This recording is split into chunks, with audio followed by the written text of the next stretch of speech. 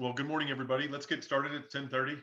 Um, Appreciate everybody coming in this morning. We're going to talk a little bit about the market, talk about what's been going on here with you guys the last week or so, and see what you guys are seeing out there and how we can get better at what we do. Um, I have an anecdote to share with you guys about something that happened with one of you this week, and we'll go on from there. First, tell me, you guys are the soldiers out there fighting this battle. Tell me, what are you seeing in the market?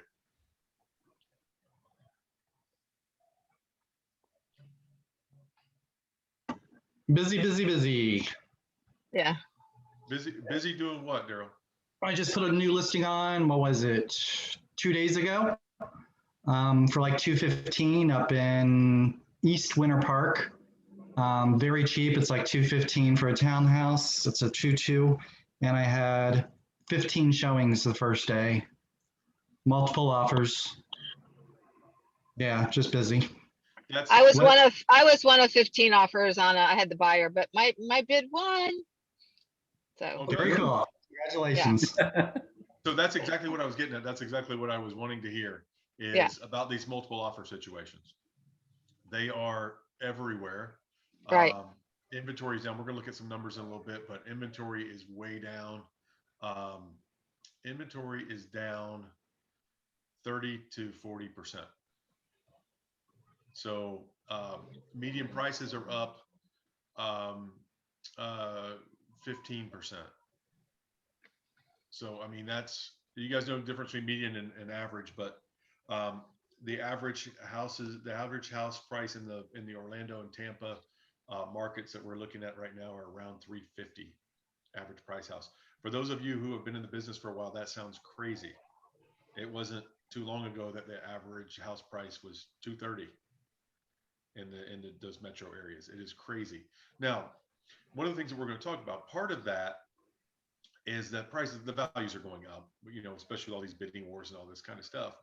But a lot of it is also with COVID, a lot of people who normally would buy the $200,000 houses are not able to buy right now. Mm-hmm. So a lot of the houses we're seeing selling are the people with the more established jobs, more established income, et cetera.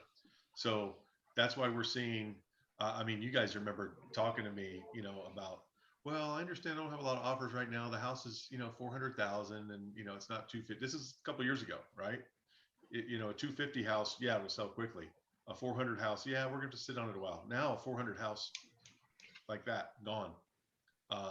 Does it, because those are the buyers who are still out in the market. Those are the people who are getting the 2.7 interest rates. Those are the people that are buying right now. So those kind of houses you can't buy. So I'm going to share with you guys one of our agents, and she's a newer agent with us, and she wanted my help. She's buying a house for herself in Avalon, and she wanted my help to help her get the house, to write look over the contract stuff. She's a newer agent. She started with another agent, and now she's kind of having babies and doing all kinds of stuff. So she asked me to help her. So I helped her put in the contract for her, and multiple offers, $400,000 house, multiple offers. We did an escalation clause and all this stuff, all the way up to well over, I would say 10% over asking price escalation clause. Very high escalation clause, highest one I've written or seen. And she didn't get the deal. Was she willing to pay over appraised value, or was there no appraisal contingency?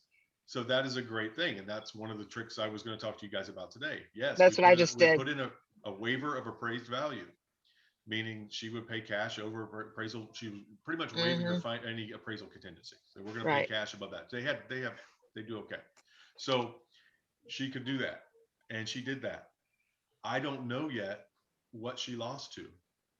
The offer that she lost to. Marina was doing that in South Florida. They were doing 10 and 15,000 over appraised value, and they were losing the deals. Yeah. Wow. She did 40 over asking her escalation clause.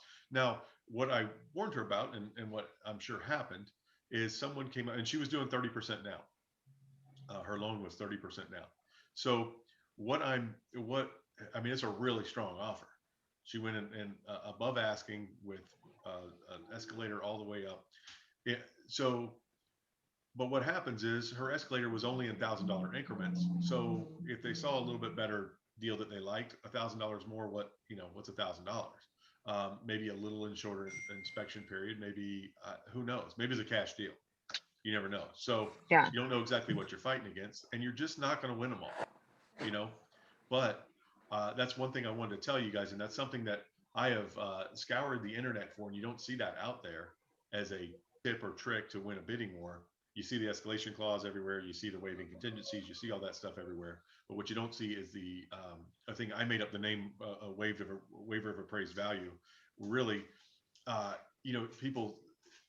appraisal contingency that people add as an addendum, you already have an appraisal contingency in your financing approval. Your loan approval period has an appraisal contingency. But to waive it and say we're going to pay cash, what we don't care what it says. I mean, that's great. The lender needs it, but beyond that, we're going to pay cash to whatever our offer is. That's a strong move to get a house. And I've heard you guys, we've talked about it on here before. I've heard some of you guys use it before, and it's a strong move. And if you guys want to win some of these bidding wars, that's the way to do it. Okay, so I have a question.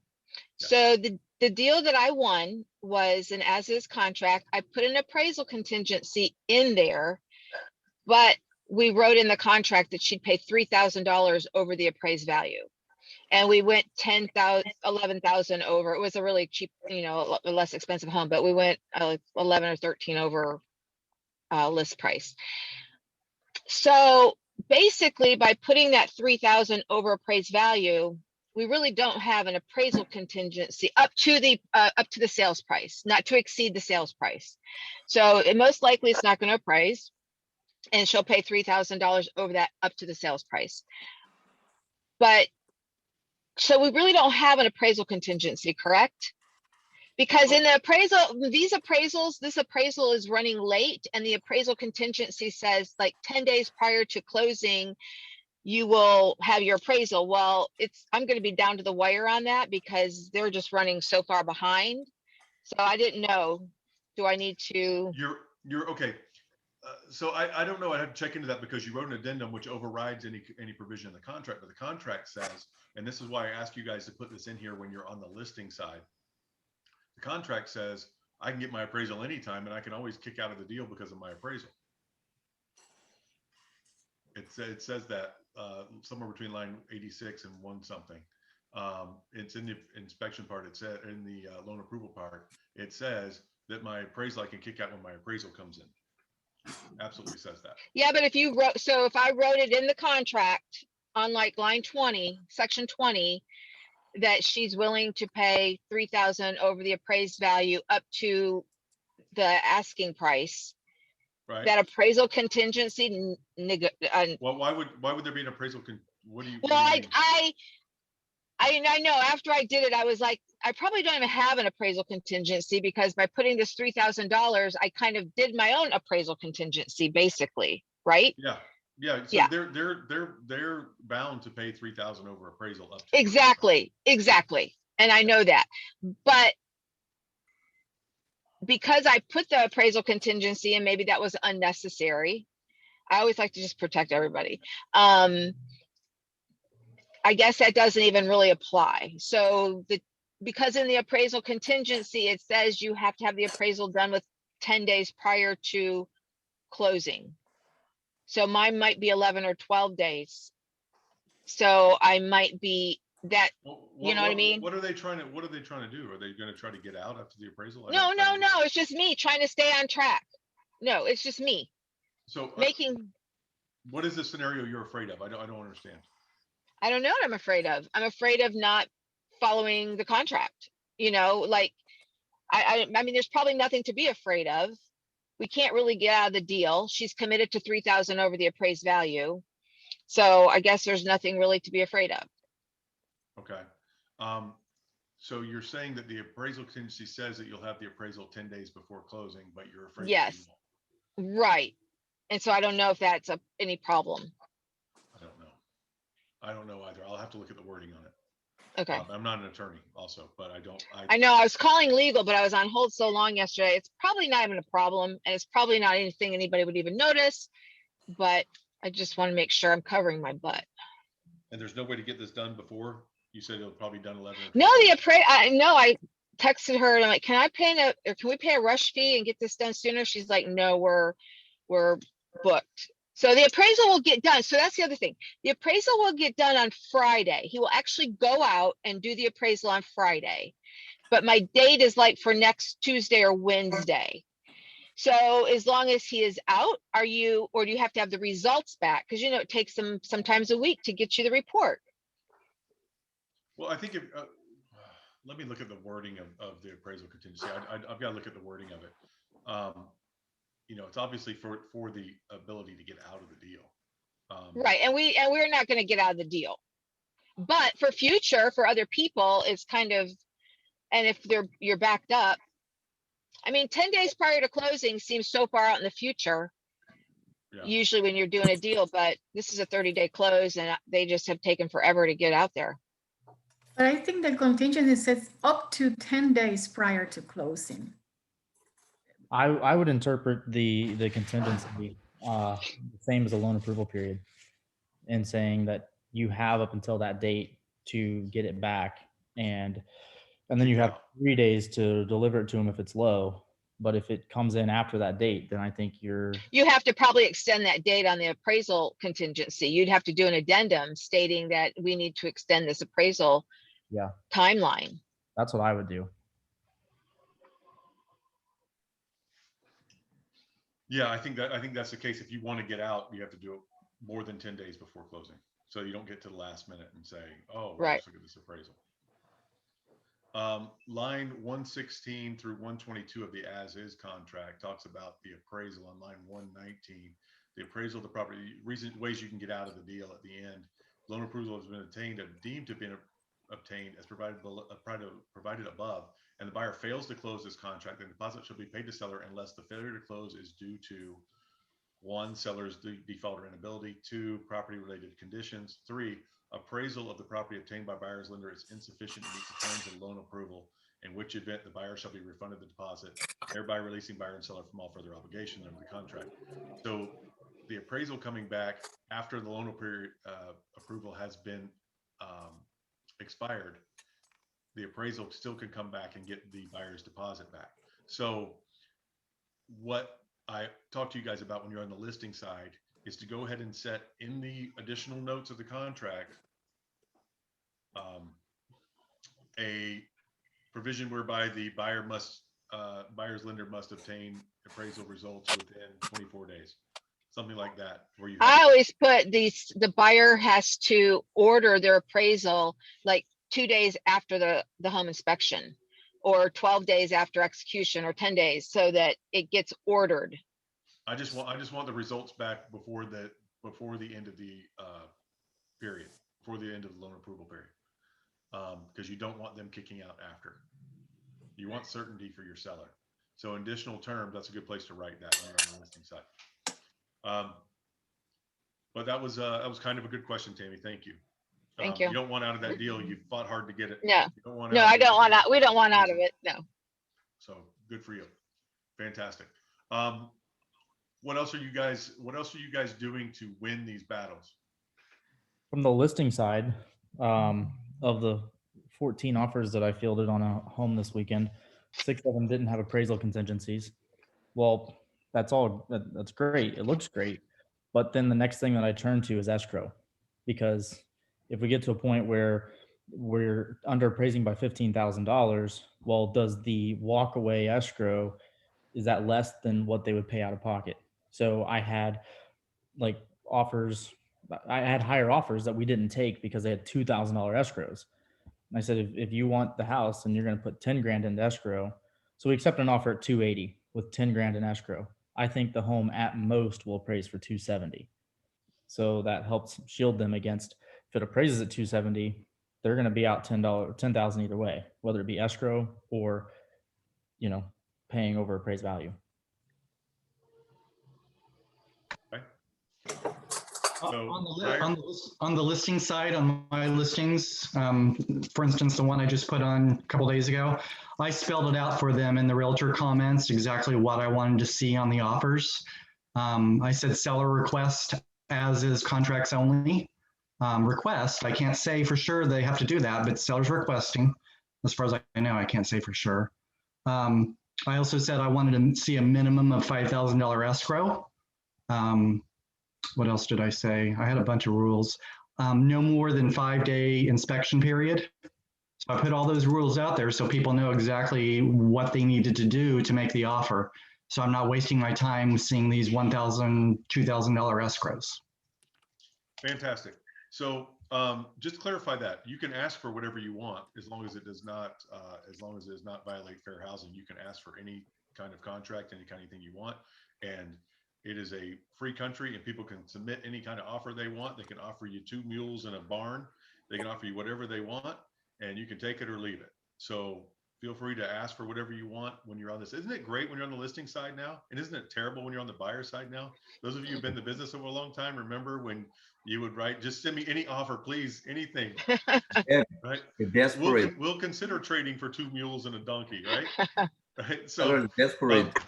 it's so funny to see this now. Now, when I have a listing, here's what I'm telling them I want. Back, 8 years ago, you guys would have been like, please, just any offer, anything. Please. So it's seller motivated, Yeah, exactly. So it's just funny to see that. And it won't be long until we're having this conversation back the other way around. How can I get somebody to offer on this property?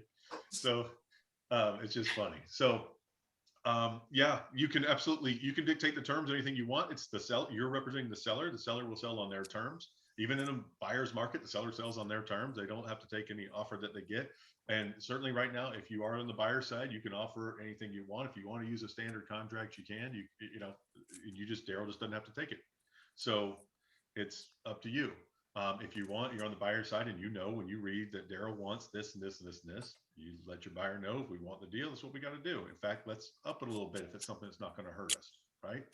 So yeah, when you're on the seller side, I want to go back to this, what Dalton was talking about with the 6 offers he had that had no appraisal contingency, and what Tammy was talking about with the going over, saying we're going to make up the difference, or in her case, just 3,000. It is, a stronger offer would say, and I know that was a less expensive property, but a stronger offer will say, like the one that I was working with, which is we're coming all the way to purchase price, no matter what the appraisal is. Okay. And that is, and to me, as a free market person, a house is worth whatever someone's willing to pay, regardless of appraisal, right? So that's what I like to see, but that's a economic theory. But when you're on the seller's side, when you've been dealing with these guys, it was just a year ago we were sitting here talking about people wanting 3% back toward their closing costs and all this kind of stuff, right? And when you're working with your seller, you were telling them, okay, but just know when we get this deal, it might look pretty that they're offering 10,000 more than asking, but we're only going to get appraisal minus 3%, right? Or we're only going to get, if they weren't asking for that, we're only going to get appraisal. And so you can raise that price as much as you want. You could take a $395,000 house and offer them 500,000, but with no appraised price waiver, you're going to only end up paying $395,000, whatever it appraises for, right? So just keep those things in mind when you're working with the listing agent. That's what you're coming down to, because a lot of them see the shiny nickel over here of a higher price, and they don't realize we're going to be cut down by appraisal, or in Tammy's case, appraisal plus 3,000, which obviously was the best offer they had. So, and it's not always, as you guys know, it's not always financially the best offer they had. Like Dalton was saying, and it depends on. It's just like relationships or anything else, friendships, anything else. How you've been burnt before is how you're going to make sure you don't get burnt again, right? So if they've been burnt by people putting them under contract and not closing, then they're going to want to see higher escrows, right? I mean, you guys all have clients who have told you, well, by gosh, I'm not going to do this again, right? Last guy came and did this. The last lady did this to me. We are not taking a low escrow, or we are not given 15 days for inspection again, because they kept me on the market for the 14 and a half days and then let me know, right? So they've all got something that drives them. So, work on your clients, talk to them, and find out what their hot button is. Everybody has a hot button. Which brings me to, and I'm glad Mike Hurley poked his head on here. Hi, Mike. Because Mike posted something on our FRI page that I had been thinking about for a while, and it made me look a little bit more into it. And that is the love letters. Love letters that you send. Are they a great idea? I think so. If you have a good story, I think it's a great idea. Are they a fair housing violation? Almost every time. So be very careful with those. Okay. So Why does that violate the fair housing in a nutshell? Tammy, my husband and I have been looking so hard for this ever since we had our third child. We've been wanting to get into a district with really good schools, blah, blah, blah, right? And they write this great love letter. I have told you my family status. I've told you my sexual orientation. I've told you this. I've told you that. I've told you all these things. Just be careful. Yeah. Okay. So you tell a lot with these love letters. So just be careful of what you're saying and what you're accepting on the other side. Always, I mean, guys, when you're on the listing side, you're going to take the best offer. Always be able to prove, just keep in the back of your mind, I've got to prove this is the best offer at some point. I could have to prove this in a court of law that this is the best offer. Okay. Yeah, but the seller doesn't have to take the best offer. The seller doesn't. Well, Tammy, what's the best offer? Because the seller might want someone that is not an investor and wants like an owner occupied person. So You know, right. What is so what I'm getting is, what is the best offer? It doesn't matter what the best offer. Different thing, different terms, like we were just talking about. Different terms are hot buttons for different sellers. So it may Right. not be the highest price. It may not be the least amount of financing. It may not be this, may not be that. They all have hot button issues. So the best, just make sure that you've discussed with the seller. I'd like to do it in writing. What is the best offer and why they want to take that one? Okay, and make sure that's not a fair housing violation. Why they want to take it. if there was a letter involved. I just want a nice family to live here after I raise my family here. That's not really a defendable position. So Yeah. make sure that they've talked about one of the terms of the contract and why they want to buy the house. And I know this is it's technical and it's not really what you want to be in the business to do, but you need to make sure you're following the law and following the rules. Hmm. Be able to justify why a legitimate term of why they want to accept that offer. Look, and it could be, I've been burnt before by low escrows. I'm not doing that crap again. Yeah. Right? So it could be something like that, which is a lot of people wouldn't consider too important, but they could turn down a higher price because they had a lower escrow. Your garage door is now closed. Sorry. Yeah, and Brian, to give credit where it's due, Teresa posted that, not me, but I still agree with it. Even though we've done them in the past, we've done those letters before. Matter of fact, we did one just recently before seeing that article. But to your point of people take it for whatever reason, and we had a client, so it was a few years ago now, but he selected that one over higher offers because it was a veteran and he wanted to support the veterans. This is a reminder of your garage door. And that's perfectly fine because non-veterans are not a protected class. So just make sure that the reason they're taking the deals is not to avoid of any kind of protected class. Yep. Okay. So race, religion, you guys, gender, any kind of protected class. I'm not going to get into all of them. So just make sure that. Now, should you use love letters? I think absolutely use them. I don't think a lot of other brokerages right now, or if they're having their Zoom calls, they're talking about this, and I don't think a lot of them are aware of it. And I wouldn't have. Well, on the buyer side, would you be if you were writing those letters as the buyer, would you be violating the act or only as the seller accepting an offer with one of those letters? Okay, you be careful writing it as an agent or even forwarding it as an agent Okay. if you're not watching out for the protected classes. Okay, so I love letters, and there's certainly ways to write them without any kind of, I mean, like Mike just said, the guy told about being a veteran. That's not non-veterans are not a protected class. So you can do things. You can, you just need to make sure that you're being very careful about it. Mm-hmm. Okay. Yeah, the veteran status is pretty obvious when you have a VA loan coming in. So Yeah. That's true too. That's true too, but it's not, but that's something that you can expound on. You know, when you write a letter, you can expound on that. Say, yeah, we're getting a veteran loan because of this. I'm gonna have to go. Okay. Bye. Tammy. Look, Thanks. Sebastian just asked Gotta get because outta here. what if it's a disabled vet? No, you're making you're doing it in favor of a vet, Sebastian, not against that. And I said non-veterans are not a protected class, so you can give veterans How do preferable I get treatment out of this thing? because non-veterans are not a protected class. All right. Any other questions on that? You guys ready to look at the market a little bit? Hey, Ryan, one other question. Yes. I know when we sold our house in California, the buyers wrote us letters. We have to be equally, we have to watch for the laws on that too. Yeah, that's exactly what I'm getting at. Mostly I'm talking about on the listing side, but also when you're writing or forwarding a letter from your client, just instruct your client, you know, on things to leave out. Look it over. If you don't know protected classes, learn them.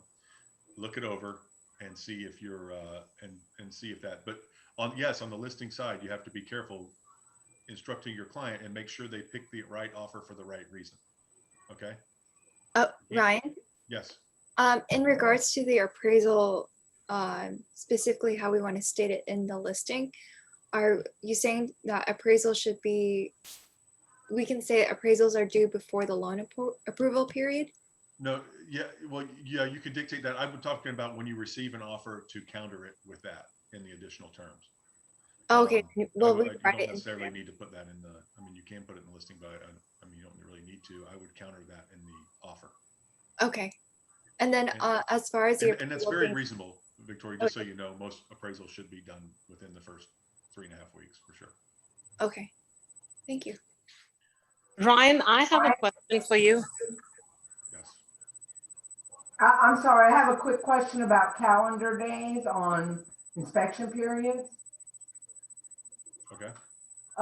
We had an inspection period that was expiring, I think it was this last Sunday, and then Monday was a holiday. So do we get to subtract those 2 days or do they still count?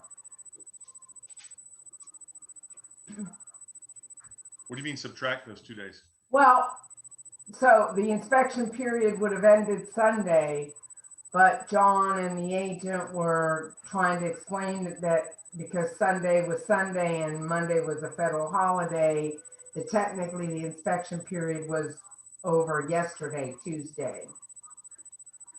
5 p.m. Yeah, we didn't even set a time. Yeah. Well, it's supposed to be 5 p.m. Yeah. Yeah. End of business. Right. Inspection periods, I don't believe follow weekends and holidays. Well, they're from Yeah. effective date. I The think date it follows holiday and weekends. If it falls, I think on a weekend, you'll roll over to the next. No, holidays, I know for sure. Holidays. Right. And It's calendar days. For inspection period, it's calendar days. The contract clearly states that it's calendar days. There's, I think unless it's weekends doesn't matter. unless it it's does a not holiday. matter. Okay. Yeah, Unless that's it's a holiday, what I'm I thinking. think. There is no need for banks or anyone else to be involved in an inspection period. But So holidays, I think it falls on, I think the next day by 5 p.m. Nishad Khan answered this question for us 3 weeks ago or whenever he was on here. It's Mhm. from the moment that all parties sign, the contract becomes executed. So that's your effective date.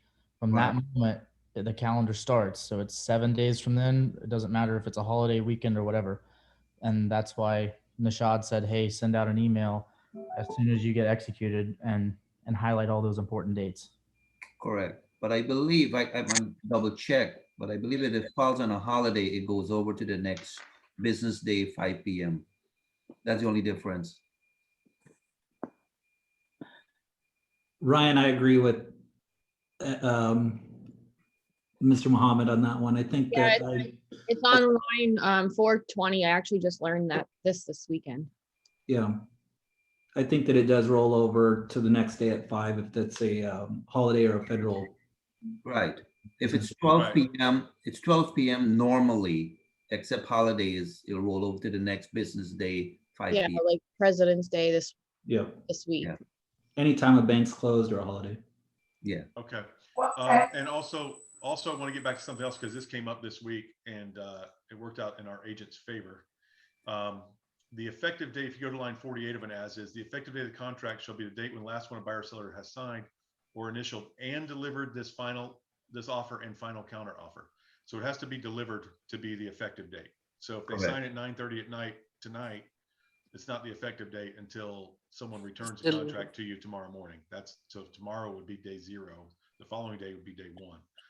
Okay, so that's, I want to clear that up as well. That is But- on the bottom of the first page, line 48 on the contract. But Ryan, Yes, sir. on that as well, there's an exception. If you're a transaction broker, then yes, it has to be delivered. But if you're a single agent, not necessarily, because as a single agent, you're working for the buyer or seller. So that's considered, if you received it as an agent, that means the seller buyer received it. Correct? I think it's back. I think you have that backwards. I think you're saying the buyer, I think you're saying as a Single transaction agent. broker, you're working for both, but it's when it's As a when transaction. both parties, it doesn't matter when the broker has it, both parties have to know that it's been done. Both. Right. But like if I'm working, let's say I'm working for the seller as a transaction broker, then yes, I have to deliver that contract. Then once the seller received it, but as a single agent, me receiving it is like the seller receiving it. No, that's the opposite. You got it backwards. If I'm a transaction broker, I represent both sides. No, not like, let's say, for example, you send me, I'm the selling agent, and you send me a contract. Once I receive that contract as a transaction broker, I can give it to my seller, right? I send it to my seller. Once she received it, that becomes received because they received the contract. It's But not, they- it's not, okay. So I'm not following your question exactly, I think, but a seller, so let's say you represent a buyer and you send me a contract, Right. an offer, okay? And I present it to my seller. My seller signs it tonight at 9:30, okay? Right. I don't get it back until 9:30 and I'm asleep or whatever, right? Mhm. I send it to you in the morning. Even though all the signatures were done today, it's not the effective date until your buyer doesn't even know that they have a contract yet. So tomorrow when they know they have a contract because you got it from me, when I send it to you, it's effective. The fact that you don't give it to your buyer that's your fault if you don't give it to your buyer right away. But the fact when I send it to you tomorrow morning is when tomorrow is the effective date. Even though everybody signed it today. Tomorrow is the effective date because the buyer has no way to know that that they had a signed contract until I give it back to them. So I give it back to you. When I give Right. it back to you, it's been returned. You're on their side. You're an agent for them. You've received it. Yeah. Okay. So Oh. tomorrow is the effective date.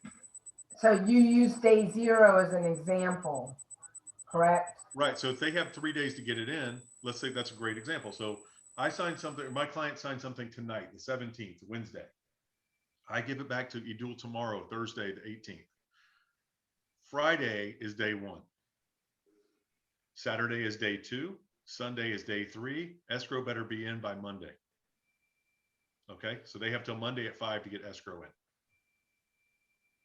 Everybody got that? Because it falls on a Sunday, they have till Monday at 5 to get escrow in. So what day is it effective? Tomorrow, when I send it back to you, that's effective That's date. Thursday. Right. If I send it back to you tomorrow, then it's tomorrow. Tomorrow is one day, If I send right? it back to you, yeah, if I send it back to you tomorrow, it's tomorrow. Tomorrow is one day. So then That's not Friday your first day. That's day 0. The next day is is day 0. 1. So Yeah. Friday is 1. And Monday, Tuesday. Hey, Ryan, can Yes. you explain how the effective date, when you put it in the contract, how that would work? Then there's times when you can put the effective date. John, I don't know. I don't understand what you're asking. Where would you? Well, if you're saying, like, say like I'm writing an offer and there's like an effective date and you put the effective date as of, whatever the date, but yet they don't get it or they don't receive it. Well, you don't. Well, you can't put the effective date you put a deadline for them to respond, Okay. but you don't put an effective date. And then they can respond, they can counter offer, they can do whatever. Your effective date typically is going to be when the last party signs. But Got if only in the case of the last party signs at night and you don't get it back till the next day, the buyer has no way of knowing that he has an effective contract until he gets it back. Right. Okay. So it's unfair to put time limits on a buyer who doesn't know he has a deal. What if you never send it back to him? Then you say, hey, you never made your escrow, buddy. You owe us 10 grand, right? You're in default. Right. Okay. Yeah, but I never wait until the next day to send it. If they signed it if I get their everybody's signatures at 9 o'clock at night, I'm sending that executed contract right over to them. Well, so it's effective. It is possible, and it happened with one of our agents. We were on the buyer side, and the listing agent didn't get it back until, I'm just making up 9:30, but it's sometime late at night, and they didn't get it till the next day. There is a time late at night that you wouldn't be up there, I assume, and some people do it, and a lot of people are working with overseas people who are 12 hours ahead of us, so they don't sign it till 2 in the morning, and if I'm expecting a contract, I'll wait up until 12 midnight. It's just how it is. Well, there you go. Well, and if they wait till later than that, the effective date's the next day anyway. So it's true.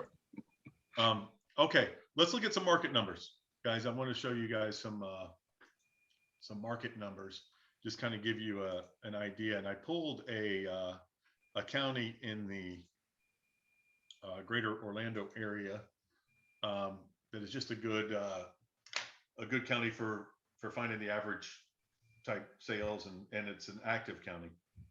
So I pulled Osceola. Those of you who don't know, it's on the southeast Orlando area. I pulled condos, single family. Let's just look at single family. This is from last January. You guys seeing this? Just give me a nod if you guys are seeing this. Okay. This is from last January, and you guys can see what was selling. Between 200 and 300 was 107 of these units, only 34 for 300, 34, 51, 56, 57, and 461 over $300,000. Okay. Average sale price, 298,716. You guys seeing that? I don't know if you can see my cursor, but 298,716. Let's look at this January in the pandemic.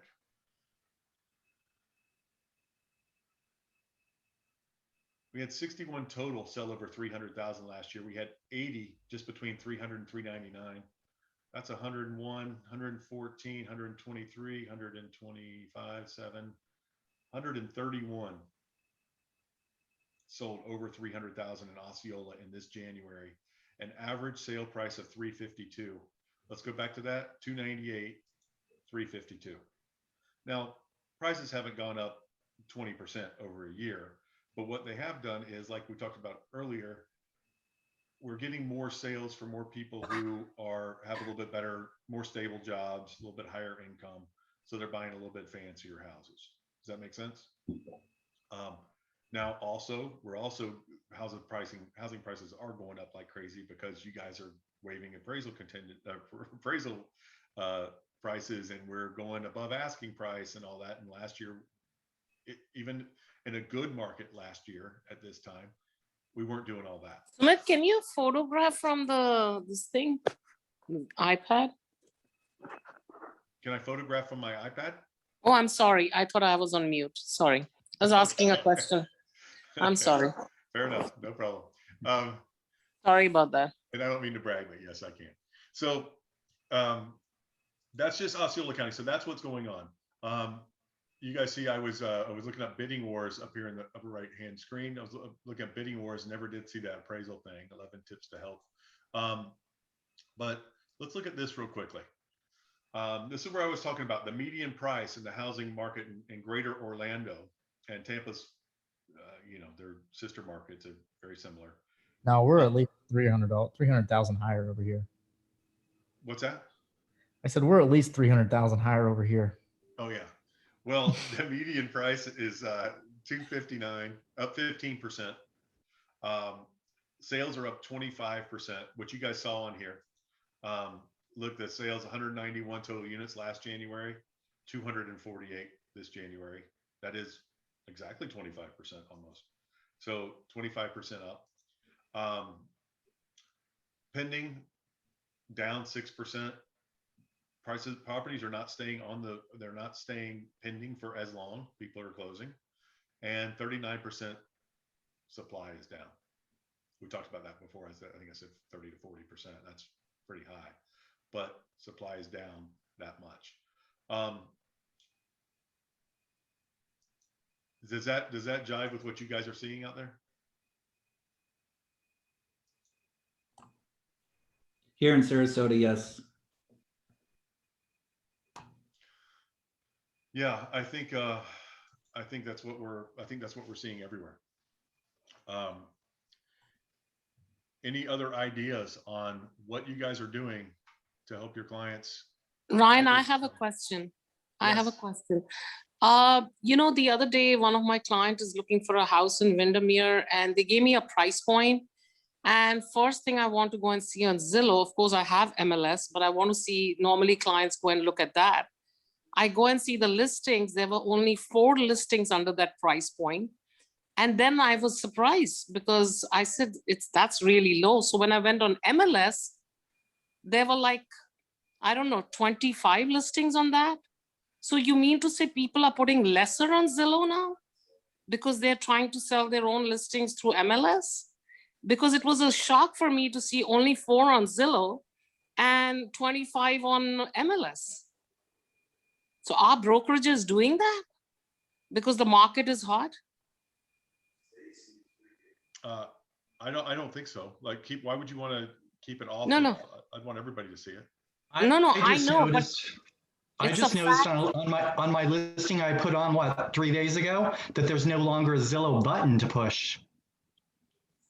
Yeah, because Zillow has become their own brokerage. Now they're sending their own people, like Redfin. They pick up your listing. They don't co-broke. They have, yesterday I had a, showing with Redfin. One other person calls me to make an appointment. Some other person is coming to show me that, because these are all salaried, and I was surprised because I mostly do commercial. So it was a shock for me. I said, what are them? Why am I talking to 3 people for this one listing that you're coming to show with your client? And ended up being, they didn't even come. They did not let me know in advance, and I was there ready to show it. So, but Zillow was a shocker for me because there were only 4 listings under that price point, and MLS I go, there are 25. So that was surprising. There's something going on in the market which is not being spelled out. Brokerages are changing a lot of stuff. I'm glad Ryan is doing this because there's a lot changing in the market, and I experienced this. So I just wanted to bring it out because so we are aware, and I was shocked with this. I'm pretty sure everybody heard the big news this past week is Zillow bot showing time. Yes. A lot of agents are mad about that. I mean, really mad. I think that's why they are not putting that much on Zillow. Because I went on realtor.com and you see it, but not on Zillow. Yeah, there's a ton of people boycotting Zillow now, big time. Yes, I think so too. Because this is a big difference. You have 4 on Zillow at that price point, and you have 25 on MLS. I was like, these brokerages, now that they can sell, the market is getting hot. Maybe they're just quitting Zillow, and Zillow is getting their own agents like Redfin. Yeah. And then they'll come and see your listing. But Redfin was very odd to work with, because I called the person who made the appointment. I said, I should have been notified that you're not coming. I understand people can have last minute cancellations. People can have issues. And she goes to me, but I'm not coming. This other guy, Scott, is coming. I said, but Scott should notify me. I'm here. I've turned on all the lights. I'm ready to show the house. I waited 20 minutes over time and nobody shows up. And then she texts me the number of Scott. I called Scott. He's like, oh, it got canceled, but I thought I would go to the office and notify you. I said, you don't have to go to the office. We carry office. We have phones in our hand that has everything. I said, you could have just told me instead of me sitting and waiting here 20 minutes over. So this awareness, whatever each one of us see, I think it's great to make each other aware, because a lot is changing. I had a client just email me yesterday, and he was looking at high-end rentals in downtown Orlando because he's looking to put on a high-end rental, around $2,500, $2,600. And he said, Daryl, I only see like 6 rentals under Zillow for all of downtown Orlando. Is that correct? Yes, that's happening there, you know? And I've I'm been on the glad it's good MLS, for and I us. said, no, there's like over 100, and that doesn't even include the new complexes. Yeah. So the numbers are being totally. Well, so Daryl, you have to pay now if you want a rental to go on there. You have to pay Zillow. Okay. And I'm not sure what the price is. I think it's. Never mind. I don't do that many rentals. I just that's the email that I got from him. So I looked at the MLS real quick to see Can I exactly speak how on many. that also? Can I speak on that? Because I have this that I've listed in Margaritaville, and the guy is really motivated. And I called up Zillow. I said, I'm ready to pay. They said, well, we sell territories with certain, we only sell territories, and that territory has been taken. So no matter if it's your listing, I said, I worked hard for it. I would like to pay and see if I can get both sides of the deal. Why not? So he goes to me, he says, well, you can't get that territory because it's already been given. So whoever has already paid us, they'll contact you and we'll give the lead to them. So it's your listing, your lead, you work for it, but they'll give it to them because you're going through Zillow. I think brokerages are just pulling out of Zillow. They're going on realtor.com and all that. And I think our brokerage, because the market is hot. So the brokerages think, why not just take them through MLS or realtor.com or come to our website when the market is hot? Because that shocked me. The price point that I was looking at, only 4 on Zillow and 20. I was shocked. I said, cannot be. And of course, I'm going to check MLS. I went on MLS, 25 listings under that. I'm like, whoa, they really want to boycott Zillow. Okay, so Zillow has become a competing brokerage with us. And yes. What they're doing is they're IDXing just like we do. So yes. All of you who have IDX on your website, they're IDXing. Whereas before they were a feeder site and you would click on there whether or not you wanted it on there. They are still doing that where you have to pay to put your rentals on there. Otherwise, they're IDXing your sales listings. I do not know why they have. If anybody has any idea, that's great of why they would not have all of the listings on there. Go ahead, Dalton. They just announced today that they are not replacing Zestimates, but putting a number right there with Zestimates, an instant offer, but they're putting the offer number there. So they've had the instant offer option where you could send your address, but now they're making it available for homeowners right there below the Zestimate. Here's what we'll give you for your house. Sell it today. They just well, that's like Redfin and all that. Yeah, I just saw that this morning. Yeah. I saw that as well. I don't know how it's going to work exactly, but I saw that as well, and that'll be interesting. Any other thoughts on the market? Any other thoughts on any of that stuff? That is a threat to our industry, guys. We paid out 8 figures to you guys last year. That is a huge, what realtors make is a huge, across the country, is a huge billions and billions of dollars. That is what Zillow is doing, honing in on your billions and billions of dollars. So prepare yourself to deal with that however you must. We have fed the monster, and the monster has coming after us now. So I think people are walking away brokerages. You can have it on realtor.com. You can have it on other IDX and just quit Zillow. That'll be amazing. Then they'll just go through other sites and people will become more aware. So what you can do with your listings is you can choose not to IDX them, but you're cutting out everybody. Yeah, but see, that's the problem. I spoke to MLS and I said, what if I just want Zillow off and stay on Realtor? They said, no, you have to mark the IDX because well, I just did. Yeah, you can't cut out Keller Williams. Yeah, you can't cut out but see, particular brokerages. But coming to your question, Ryan, that you have to pay Zillow for rentals. So I was ready to pay them for my listing in Margaritaville, but they just wouldn't give it to me. They said no. I said, you know what? If I can get that, they said no. It's already been assigned to 6-7 brokers. Your listing will go to them. Right now, you cannot pay. We cannot give you that territory. So.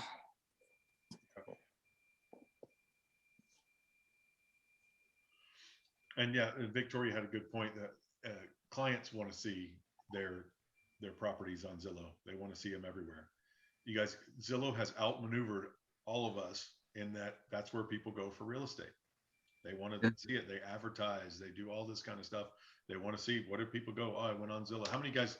You guys get so many objections from that. We talk about it almost every week. A client went on Zillow and they think this, and they think their house is worth this. And so we've talked about this, guys. They go on Zillow because Zillow has advertised and positioned themselves beautifully in the market. Unfortunately, they're here to crush you. So I think, Zillow is more user friendly than Stellar, so I think that's why a lot of people use Zillow, and they make it easy to use. right. Are you guys sharing your app? You guys need to come up with a plan, and we'll talk about this at another meeting. Come up with a plan of how to combat the Zillow threat. Right? Boycott them. That's what it is. Well, it starts at the NAR. I mean, they make tons of Exactly. money with agents. I mean, their manager, their team needs to get together and say, hey, we need to have things just as good as Zillow. Do you feel like do you guys feel like the NAR has sold you out a little bit? Yeah. Could be. The one that makes a decision. Yeah. I tend to agree with that. I think so as well. Yeah, the NAR is in effect kind of our union that we pay dues into, and they should be looking out for us. And I don't feel like they have with the whole Zillow thing ever, really. And a couple other things too, but I could go on about, that's another meeting as well. Maybe a private one where it's not recorded. I have a question, please. Yes. Okay, so no, think about the right market price, right? I have just started work with a seller, right?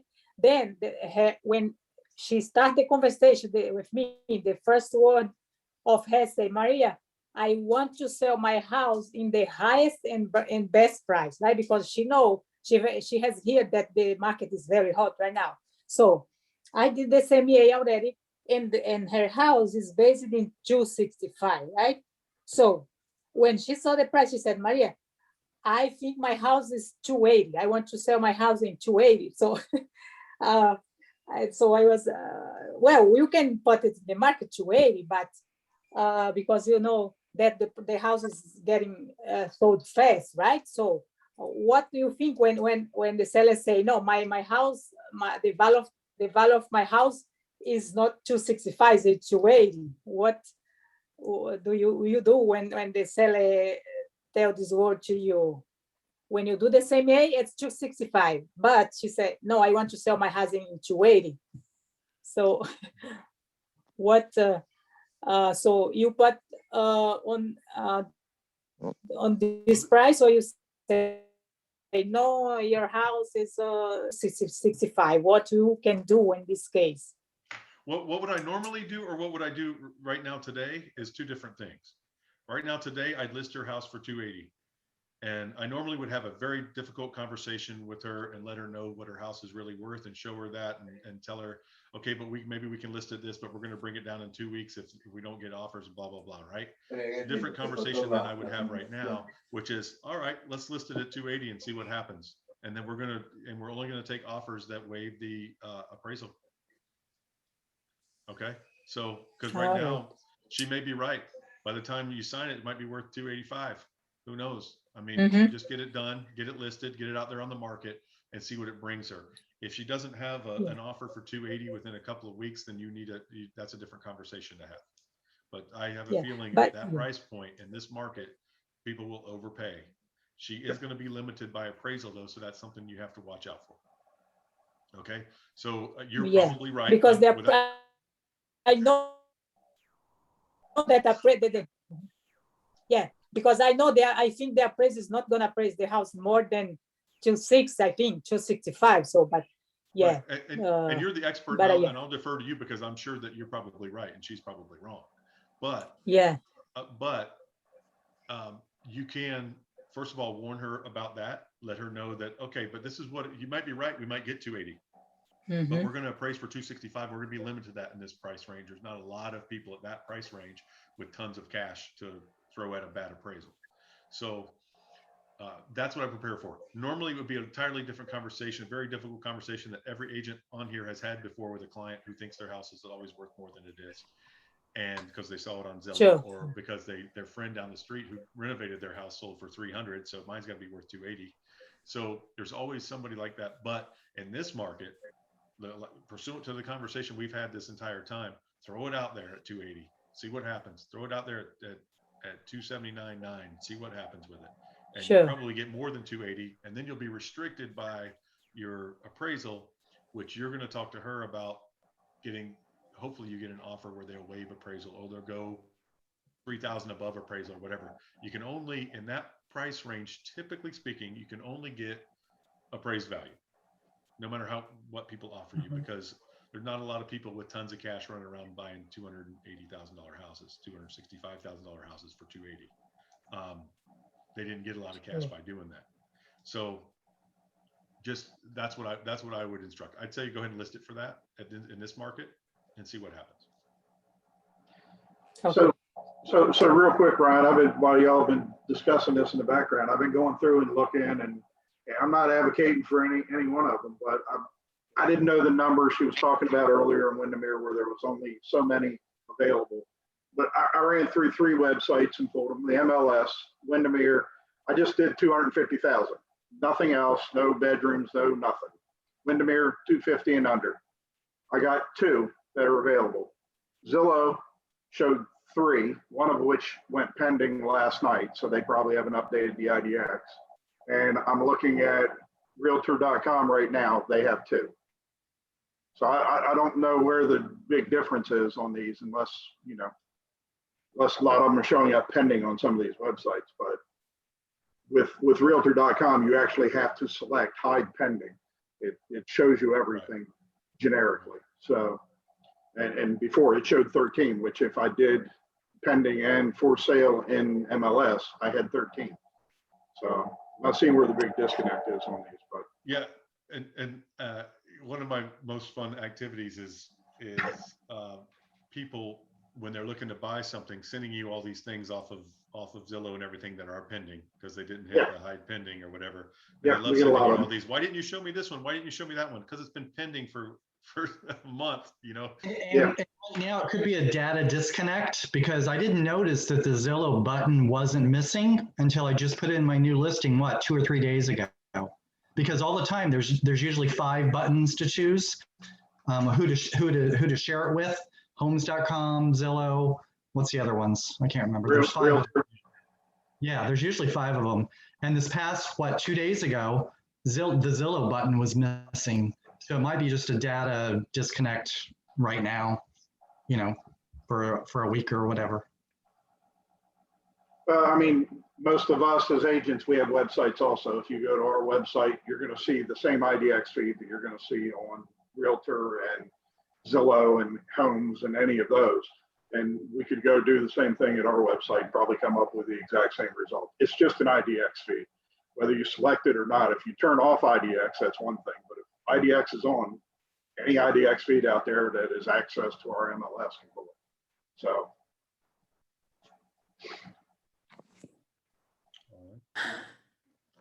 Just so you guys know, someone sent me a private message, then he got off, so I responded to him, but it responded to everyone. So great, let me know was meant for somebody. I'm not just a crazy person. Okay, so any other questions or comments on any of that? Yes, Malvis. I'm sorry, I had to step out of the meeting, and I'm glad you guys are still in, because I wanted to ask a question to you or to my peers. Have anybody done a pre-listing appraisal if you are not able to find comparables to make sure that your sellers are not losing money? 1, are pre-listing appraisals a good practice when you can't find comparables? And do they get recorded in the system, and or do you have to disclose in the MLS that a pre-listing appraisal have been done? Those are great questions, and I'll let your peers chime in on this. I think of and a lot of luxury agents do this. I think it's a great idea on a listing over a certain value to do a pre-listing appraisal. There's absolutely no recording of this. You don't have to disclose it with anybody. It is for the seller's information. They bought it. And that's it. On a listing of a certain value, I would recommend that. I'll let Mike talk about it. He looks like he wants to talk about it. Just exactly what you were going to say. At a price point, you have to, just because you don't have the comps out there for a 7-digit home in most cases. Windermere, you might have some, but even then, based on the house, you may just want to have one done.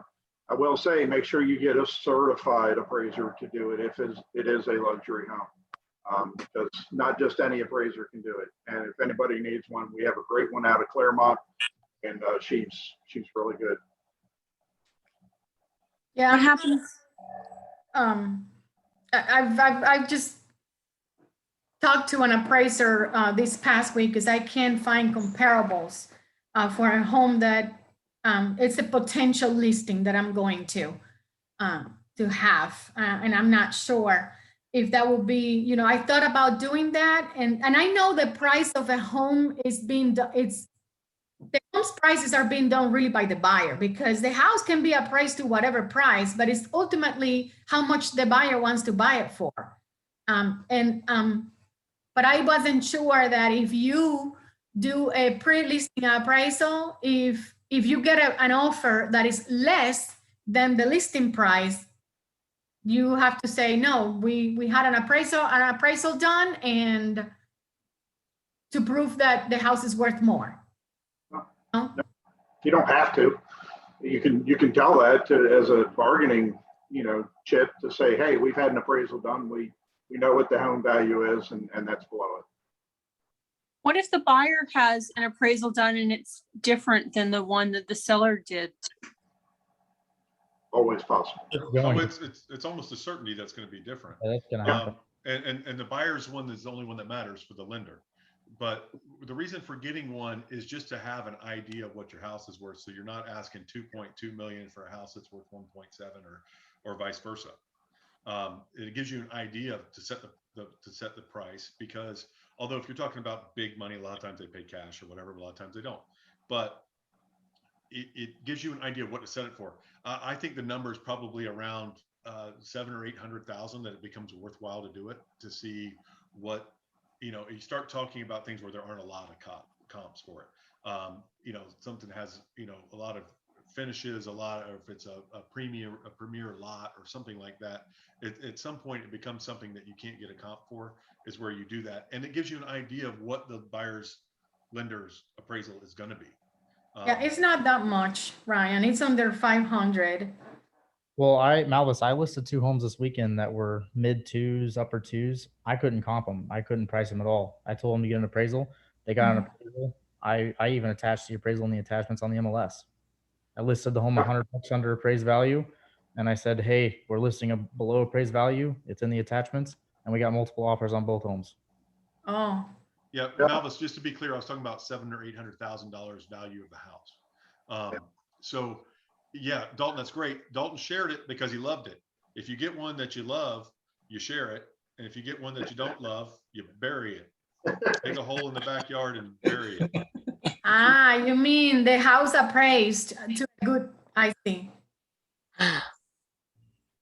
All right. Any other questions or comments on that stuff? That's a great question, Malvis, and I love it. I think that's a great technique. And if you guys are going to do a listing, this is something, typically if you've got a seller in that kind of price range, and you guys can give me your input on that, but typically they'll pay for it. You can split it with them, you do whatever, as long as you have a cancellation fee of your listing agreement. But typically they're willing to pay for it if you sell them on the value of it. So go ahead. I recommend you go ahead and do that on any kind of premium. This is a house that I brought up before. I have an appointment with them on Saturday, but this is the house that have the solar panels. And I talked to an appraiser. I talked to 2 appraisers actually. By the way, Daryl, I call Kelly Kellogg. Yes, I talked to her, and they do they do have experience appraising homes with solar panels and such. But I talked to another appraiser and they told me, they, for them to come up with comps. And Kelly Kellogg said that they have formulas that they can do and they can come up. They say, we can even go 3 miles, 4 miles, 6 miles, whatever miles until we find the comp. Where the other appraiser told me they don't. They only go, 180 days out and max a mile. They don't go further than that. So I got 2 appraisers with 2 different answers. And I just don't want my seller to lose money. I think I kind of have an idea of what they can put that home in the market for, but I would hate for the home to be more and then they sell it for less. I kind of feel responsible. I don't know. That's not going to happen in this market. Always we had an experience with solar panels recently on a place, and we were the listing agents. When the appraiser came out to do it, it came back with absolutely zero value, said the solar panels, and let me finish before we go in. He said the solar panels were obsolete for the community or an overbuild for the community, and that he didn't see them anywhere else. And because of that, he didn't feel they had any value. And he came in almost $30,000 under what the home was under contract for. We fought it tooth and nail. And about a month later, we ended up getting the appraisal house to actually do another appraisal because they finally agreed with us when we showed them that over 50% of the homes in the neighborhood actually did have solar already. So Wow. His assessment was 100% wrong. So, and when we came in, we actually came in only about $1,000 or $2 under what the contract was for. So we were in pretty good shape on that. But you're going to find different appraisers that some know about it, some don't. This guy just had absolutely no clue about them and thought they were just an overbuild and a luxury and didn't include them. And he was wrong. So if you do fight that, especially if you're going to be listing for it, be sure to have backup and be able to say, no, we need to get this done. And just so you know, within the contract, it explains on the appraisal contingency when it's put in. If one comes in low, you can have another one done by a different appraiser. And if they're different and nobody agrees on either one of them, then a third independent one can be picked and done that way. So you got to fight them though. Okay. Mike. Which is exactly what I was going to say. You need to find an appraiser that knows that community like the back of their hand, that has done several appraisals in that community. The same thing happened at Baldwin Park. So I had to find somebody that knew Baldwin Park, knew exactly all the homes there, so that they would appraise it correctly. Thank you. So, Richard has a question. Richard has a seller who turned their 1-car garage into a kitchen. How does that affect the price of the house? Anybody help Richard with that? I've never heard of such a thing. I think Depends how nice the kitchen. Richard. Yeah, right. I think I did one. Did a seller did it? Yes. The homeowner. Yeah. Homeowner did it. Now, is it heated? The garage, I mean, the new kitchen? Yeah, did they turn into a kitchen? Did they heat it? Yes, it was done by a contractor. It's a nice kitchen. It's a So I bigger think kitchen. they have to, well, if it's heated, it will go under square footage. But you have to show that it's, it's cool and all that kind of stuff, because some people use their garage as a kitchen, but they just take the door down, take the door off, put a wall up, and they call it a kitchen. But it has to be heated, and then it will be the total square footage will be the same. When they say the heated, cool, in the garage, they're different by that much, the garage space, it will be equal because it's all included in the cooling. And that's when the appraiser will appraise the house as total. So Richard, what did they do with their other kitchen? In the house. They turned it into another bedroom. Oh. Oh my God. But the only reason I said is because most Indian people, I'm not being, thing, but they do that. They have a kitchen and they put their kitchen in the garage. And they use the garage as the kitchen. I have some neighbors who do that, Idul, and they make curry and it's fantastic. Yeah. You can smell it in the neighborhood. Oh yeah. So, everybody shares it, so it's really nice. Yeah. So, Ryan, yes. It depends. this is George Lumen. The first thing I'd ask is that kitchen permitted? Yes. Yeah, that's right. Mhm. It's If it's not completely free. permitted, it's not going to go on the total square footage and the appraiser is going to generally discount it. The other thing is the garage has about a $2,000 to $3,000, a single car garage probably has $2,000 to $3,000 worth of appraised value that go away. And so if it's permitted, then your total square footage or your heated square footage, will go up, which is really what they appraise on. You'll lose $2,000 to $3,000 on a single car garage in a typical neighborhood. I'm assuming this is a between $200,000 and $300,000 house. And so you'll gain the square footage for the kitchen. And then if it's permitted, you would also pick up a bedroom. Now that's just going to go into square footage, but so it doesn't have direct value, but it will count, because if it went from a 3.2 to a 4.2 or a 2.2 to a 3.2, that will add value, but it will be, but it all has to be done permitted. If it's not permitted, they just lost the value of the garage, and somebody's going to get a really nice kitchen, but the appraiser won't pick it up. Oh, because see, in vacation rental homes, they're turning garages into game rooms. Yeah. And they're making that the 8th or the 10th room, whatever, because these are huge homes. In Reunion, I've gone and seen 2 of them. One of the garage was converted into a game room. So I don't think they permitted anything. They Now, just if your garage, but I have a couple of rentals, short-term rentals, or were short-term, I've got them long-term, out in the Disney area. And it's very common for the vacation rental by owner type crowd, the Airbnb crowd, to turn the garage into a game room. And so, but they leave the garage door there and they don't heat it generally.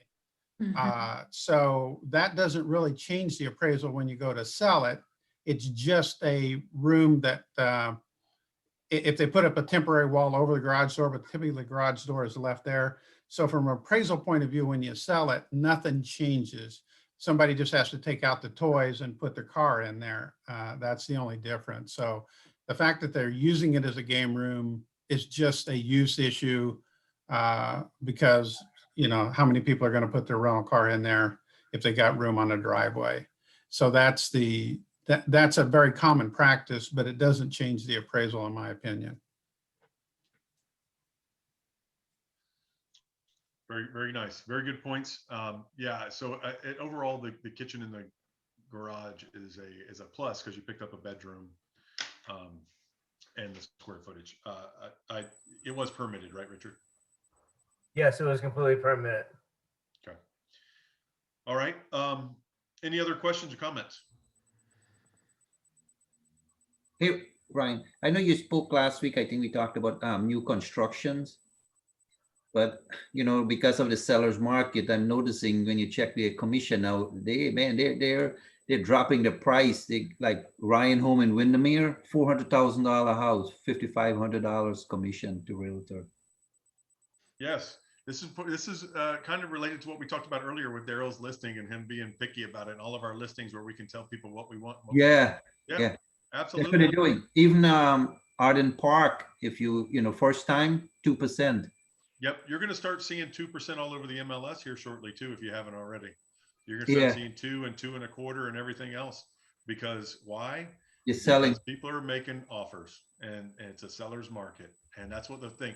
And you know what? A couple of years from now, these home builders will be back bringing us cookies and begging us to meet with them and do all that kind of stuff again, like they were 5 years ago, and give it 3 years ago, and where they were begging you guys and coming to your events and doing all kinds of stuff and kissing up to you. And now they don't need you. So remember the ones who treated you well when time comes back around. because it will. I will admit that I've never done this before, but the 2 investment properties I listed over the weekend, I figured I'd probably end up getting the buyer because it'd be an investor. So I put 2% single agent on there, and I'm actually shocked, but I got an email from somebody on Aura's, one of their committees, sent me an email in writing that says, I'm not a discount agent. You can cancel my showings on these properties. You know, I'm not showing it at 2%. So I emailed him back and I said, you know, I tried to be nice and professional, but I was like, hey, you know, I know you're on a committee at Aura, but you might want to review Article 3 of your code of ethics before you send me something like that. Well done, Dalton. Well done. Yeah, I mean, he's insinuating that I'm a discount agent, and I'm not. I mean, I ended up bringing the buyers on both properties. I figured I would, but that's why I did it. I've never done that before. I've offered 4% cooperating commissions and stuff. So, but yeah, we get it. You're cheap. So look, right. We talk about this before, and I've talked to you guys about this when we talk about being a transaction broker and all this stuff. And when I talk to you about the buyer brokerage agreement, we always talk about this, about our realtors ethical. We think we are, right? And you guys will nod and yeah, we're ethical. Why do we offer 3% instead of 2.5 or 2, like some really discount agents like Dalton do? Why do we offer that? Because we know we'll get more showings. Aren't we supposed to, as realtors, as buyers, when we're a buyer's agent, aren't we supposed to show what's best for our client, regardless of what commission we make? Mm-hmm. Yes. Is that what we do? No. Thank you, Idul. I mean, honestly, I don't, because the amount of commission I give back, Ryan knows that. I don't care, but I had one, the last meeting, an agent actually asked me to raise a commission. Actually, I had that happen to myself. Yeah. I showed a home, Ryan, and I sold it to my buyer. The listing was for 2% on each side. Right. And we got I did show the home. We got under contract. I called the listing agent and I've asked him if it was possible. I asked him politely if it was possible that he could get with the seller to see if the seller could pay us more than 2%. The listing agent told me, I never thought of that. I never thought of doing that. You know, it was a home that they were acquiring through their passing of their mother, unfortunately. But actually the listing agent went back to the new owners and asked, and we got at least 0.5 back. So I got paid 0.5 instead of 3, but I asked. Anyway. Okay. Now let me ask you that. So let me ask you this. I just asked you, are we ethical if we do that? If I have a buyer brokerage agreement where my buyer owes me 3%, now am I ethically representing my buyer if I show them 3% listings? They don't want to come out of pocket for my commission. I do show all my listings because that's what I do. I set my price in my buyer broker agreement, and even those transaction fees, I just submitted an offer today that was, they're paying 2.5% minus 375 transaction fee. I put that transaction fee right into my buyer broker agreement because that's not coming off of my top line. It sent it to my buyer. So okay, so now when Dalton shows property and he doesn't show a 2% listing, is he being ethical now, doing what's best for his buyer? Correct. He is. Maybe so, right? That's a conversation he can have with his buyer and say, do you guys want to come out of pocket for my commission, or do I go ahead and take you to the 3% one? So just something to just something to think about, guys. But I always love that, our realtors ethical. Aren't we supposed to do what's best for our buyer, regardless of the commission that we make? And sure enough, there goes Idul in 0.1 second with it. No, I'm not showing that. Oh no, I do. I do actually, because I still give them back commission. So what the heck? Right, but that's a conversation that you have with them. Yeah. You say, I'm giving you back part of this commission. Do you want to go for the higher commission house, or do you want to go for this? It's a factor when you show them. It's a factor. Okay. All right, guys. Any other questions? Anyway, use your buyer brokerage agreements, please. If you don't know how to do them, there's a thing on it. I'll do another one eventually. I love them. I love talking about them. They're a great sales tool. If you do it right, you guys are scared to death of them, which you don't need to be. So we'll talk about those again soon. That's a buyer brokerage agreement. It is available on Transaction Desk or Form Simplicity. They're free, so use them. Any Yeah. other questions? Hey, Ryan, quick. Yes. I have a listing. It's a townhome in Kissimmee. I don't know if anybody have any buyers. It's already appraised, 195, inspection, everything done, but the financing fell through because they didn't get financing. They couldn't get financing. One of those little stupid things. But if anybody knows, let me know. All right. Thank you, Joel. Anybody else have anything? Thanks, everybody. Me, Brian, real quick. Yes. How are you? I know you spoke about this before in one class, but I do have a buyer who I showed them new construction homes, and he ended up saying, no, you know, I want to buy a lot and build on it. And I know you mentioned it before, but I call, for example, the house that the developer that he liked, the house that he liked, and the developer doesn't do on their own lot. And so I got two questions. Number one, do you know any of on top of your head that does that on their own lot? And two, do they have to pay the lot in cash, or is that something that could be added to the financing, like sort of loan that it would finance both? Okay, so I can answer your last question first. You can finance a lot, typically 25 or 30% down. Different banks do it. Seacoast Bank does it. Iberia Bank does it. There's lots of others, lots of credit union stuff like that do it. I can give you a list of some of those. As far as you're asking about builders who will build on a lot so let's say you're buying $100,000 lot. I can put 25,000 or 30,000 down and finance the rest. Yes, I can do that. Okay. Then when it comes time to build the house, let's say I'm going to spend another 200,000 building a house, so a total of 300,000. I can do a loan with just that 30 grand that I put down, or 25 grand I put down for the lot. I can use that cash toward the total price and have, let's say I put 30,000 down, so I can do the math, and I'll have a 10% down loan. Okay, because I spent 100 on the lot, 200 more on construction, total of 300,000. The 30 I put down for the lot will be rolled into the construction perm loan, which almost any mortgage person does.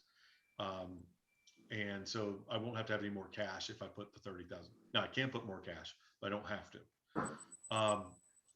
Does that answer that part of your question? Yes. Okay, so I'm gonna use a lender for the lot, and then probably a different lender for the construction perm. Okay. All right, so that's that. And a lot of people know that when they loan you money for a lot, they know they're going to get taken out in 6 months or a year or whatever it is. In fact, a lot of them want to be, and they demand to be taken out within 12 months. Okay. Next, as far as the actual builders who are going to do it, there are tons of them. I would not want to recommend one to you. Different ones for different price points in different areas and all that kind of stuff. You can find them, Google them, and get estimates. Get several estimates. Okay. You'll find different things, and you be careful about doing it. Have the actual client do it. Okay. You can suggest some names that you just pull right off of Google, but guys, sometimes it's best to just let the clients pick them. Nobody is going to be happy when they get change orders, and they're going to get change orders, and they're not going to be 100% happy with their builder. I say that with 95% certainty that they're not going to be 100% happy with their builder. Okay. So you don't want to be tied. You don't want your reputation tied to the builder's reputation. They're going to be unhappy no matter who it is. At some point, they're going to get a price, and then they're going to want changes, and they're going to ask for changes, and they're going to get change orders, and they're going to be unhappy that they went over budget. That's how interesting. That's good to know. So I can advise, I guess.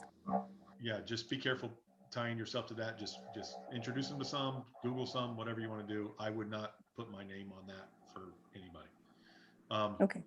Ryan, I want to address one thing. I've just done at vacation home and about new construction, Lennar homes, and my buyers were at a price point which they agreed on. The contract was sent to them, and a paper was sent to me saying on DocuSign, which I did not print it out. I should have.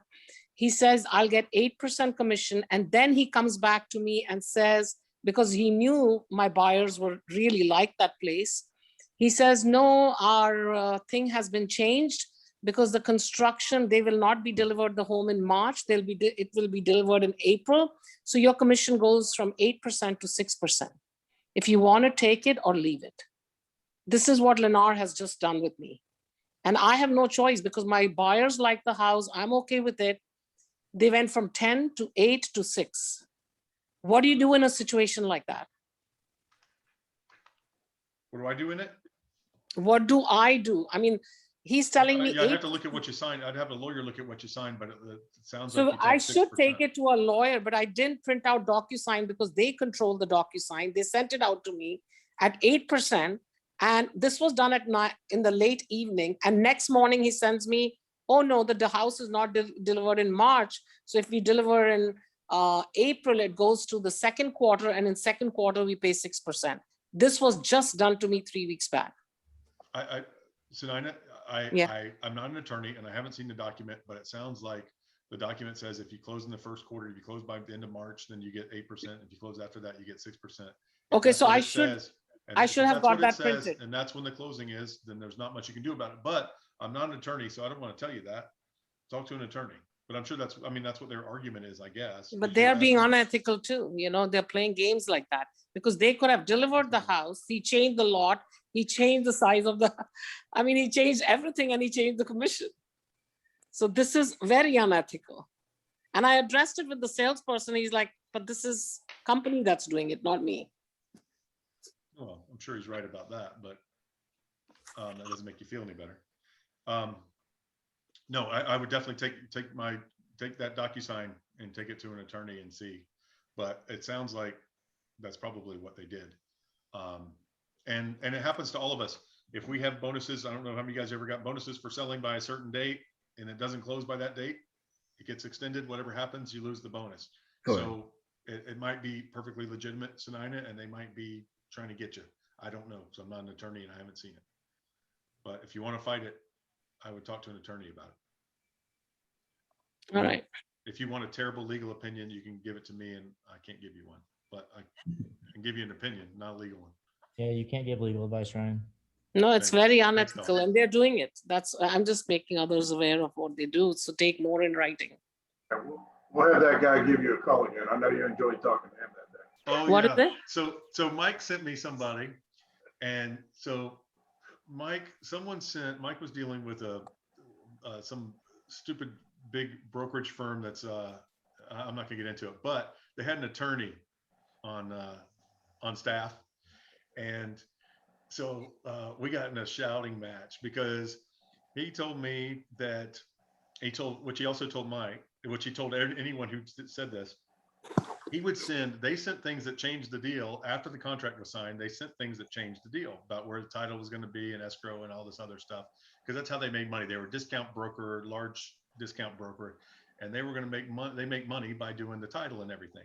Well, they messed up and they let Mike pick the title company and all that stuff. So Mike and Teresa picked the title company, did all that.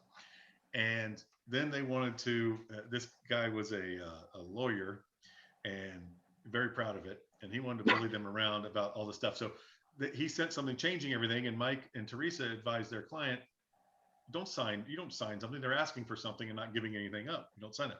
Well, this guy said that's giving legal advice, telling your client not to just sign anything the other side sends them. That's giving legal advice. And you're practicing law without a license, which, by the way, Mr. Hurley, is a felony. So pack your prison bags and your toothbrush because you're headed out, right? So this was great. So I went back and forth with the guy, and we got in a shouting match, and I accidentally hung up on him the first time because he wouldn't shut up, and then he accidentally hung up on me the second time. So it was great. But he was a really good attorney, and I haven't heard back from him, Mike. Whatever happened? It closes next week. There you go. So anyway, and neither Mike nor I, as far as we know, are headed to jail over this. Telling your client, just advising your client. He told us it was practicing law to advise your client not to sign something. Yeah, of course. How dare you oppose me? Yeah, like you said, though, if we told him to sign it, that'd be practicing law also. Right. So that's what I told the guy. I said, anything we told him would be practicing law. So we can't tell him it's a good idea or a bad idea. And I told him the as is approved by the Florida Association of Realtors and the Florida Bar. And it is exactly so people like us, licensees, can tell people what is good and not good to sign. Okay, so you're not practicing law by giving an opinion on a contract that's been approved by the Florida Bar and the Florida Association of Realtors. That's the reason they have all that template, all of that boilerplate language, is so idiots like me and you can tell people how it works. They only give us 15 blanks to fill in, right?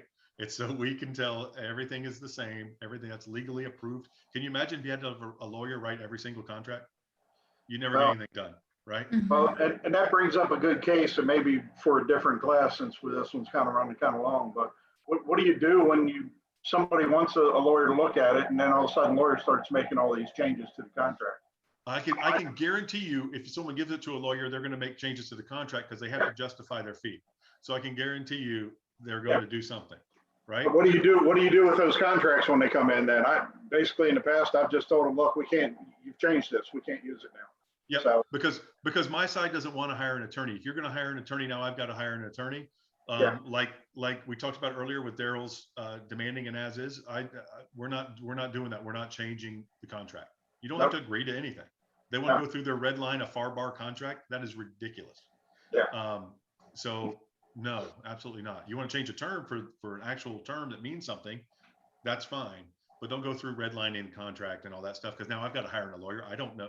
Now I would be practicing law if I start going back and forth on that. Yeah. So I want a lawyer. Yeah. But if we're arguing about one of the blanks that they leave us in that contract, that's not practicing law. Yep. So great. That's a great point. And yeah, I still think about that guy. It was funny. Anybody else, anything for today? Nope. Awesome. Well, thank you, everybody. You all did great. I appreciate your participation. And I look forward to seeing you guys again next week. We'll have something exciting going on then. Thank you for doing this. Thank you, Ryan. Bye, guys. Thank you. Bye. Thanks, Ryan.